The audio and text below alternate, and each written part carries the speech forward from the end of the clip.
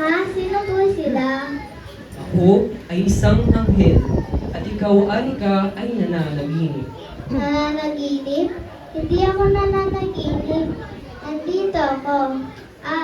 Ibig kong sabihin, nandun ako. O Anika, ako ay sinugo ng Diyos upang sabihin sa iyo na pinagmamalaki ka niya sa iyong ginawa. Sa aking ginawa, na sinira ko ang buong Christmas party. Wala kang sinira na kahit anuman, Anika. Ang Diyos ay ginawa rin ang ginawa mo ngayong gabi. Ibinigay niya ang pinakamahalaga na meron siya.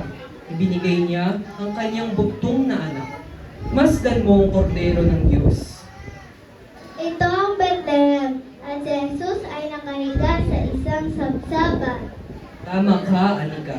Isinilang si Jesus isang gabi sa isang pasabsaban sa bayan ng Bethlehem dahil mahal ng Diyos ang buong sanlibutan.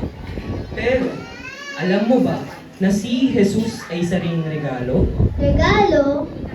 Ibinigay ng Diyos ang pinakamahalagang regalo sa buong sanlibutan. At ito ay ang kaligtasan sa pamamagitan ni Jesucristo. Alam ko ang kahulugan ng Pasko.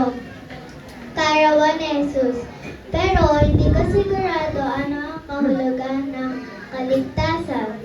Anika, ang kaligtasan ay binigay ng Diyos para sa ikapagpapatawad ng kasalanan ng mga nananampalataya sa kanyang bugtong na anak. Nakita mo, si Gia, hindi niya naisip na binigay mo sa kanya ang